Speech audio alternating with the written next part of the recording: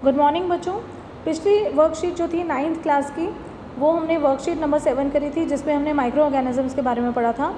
आज की डेट में 23 जुलाई 2021 में हम वर्कशीट 8 पढ़ेंगे। सब्जेक्ट है साइंस, क्लास है 9th। आज हम फिज़िक्स का टॉपिक पढ़ेंगे मोशन। मोशन का मतलब होता है मूवमेंट। तो Reema and Seema were going to the village by train. Reema और सीमा ट्रेन से विलेज जा रहे थे। Reema asked a puzzle that both of them were moving as well as not moving.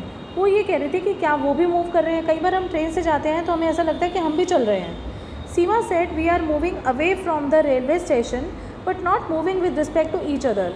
हम रेलवे स्टेशन से तो दूर जा रहे हैं, लेकिन हम एक दूसरे के रिस्पेक्ट में मतलब मूवमेंट नहीं कर रहे, हम मूवमेंट नहीं कर रहे। तो मोशन क्या होता है? If an object changes position with respect to the stationary reference point that is said to be motion. मतलब एक कोई जो वस्तु है, एक जो कोई भी चीज़ है, वो अपनी पोजीशन चेंज करे, ठीक है, तो उसको हम मोशन कहते हैं। तो पोजीशन चेंज करने को या मूवमेंट करने को ही हम मोशन कहते हैं। तो मोशन जो होते हैं काफ़ी टाइप के होते हैं। पहला होता है rectilinear motion.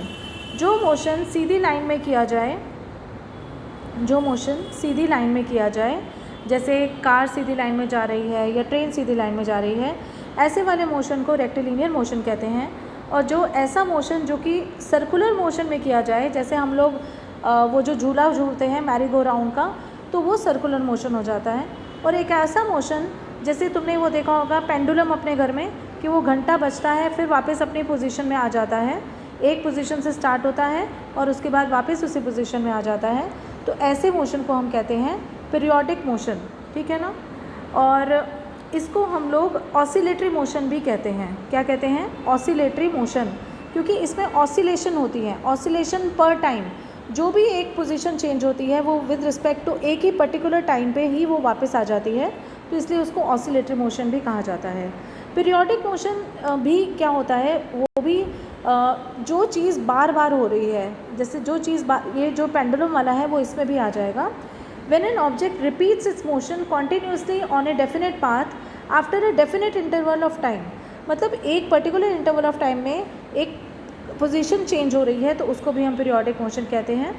Both circular motion and oscillatory motion are also periodic motion. मैंने कहा ना, क्योंकि सर्कल में भी देखो जो चीज़ जहाँ से शुरू होती है वापस आती है, पेंडुलम में भी जो चीज़ जहाँ से शुरू होती है वो वापस आती है।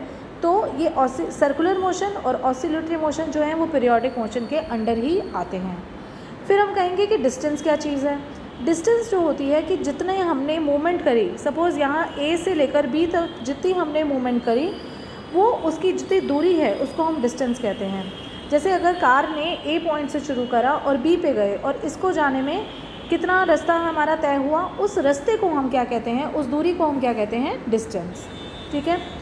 तो क्वेश्चन आंसर्स में नेम 3 टाइप्स ऑफ मोशन, तो ये आप कर ही लेंगे। फर्स्ट ये आ गया आंसर नंबर 1, और एग्जाम्पल्स देने हैं। एग्जाम्पल आपके पास हैं। In which condition distance travel by an object be zero. Distance कब ज़ीरो होगा? डिस्टेंस कब ज़ीरो होगा? जब हम एक पॉइंट से आकर उसी पॉइंट पे आ जाएंगे, और उसको हम क्या कहते हैं?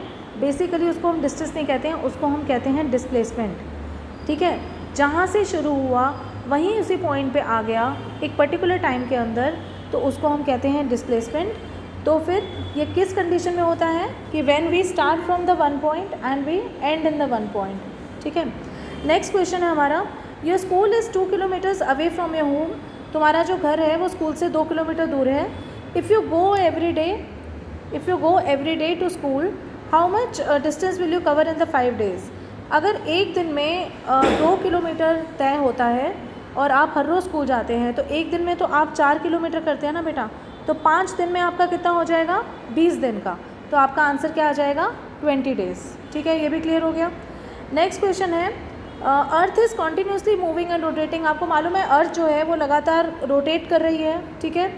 सो does it mean that trees on the earth are also moving? बिल्कुल। जब अर्थ रोटेट कर रही है तो देखा जाए तो अर्थ की सारी चीज़ें जो हैं वो रोटेट कर रही हैं। तो ये आप क्या बोलोगे? Because we live on the earth, as earth is moving we are also moving. तो ये हमारा आंसर रहेगा, आंसर नंबर 4। फिर भी कोई डिफ़िकल्टी हो, कोई प्रॉब्लम हो, तो आप मुझसे कभी भी पूछ सकते हैं। और ये वर्कशीट्स अपने कंप्लीट करके मुझे टाइमली चेक करवा दीजिएगा। Take care, stay home, stay safe.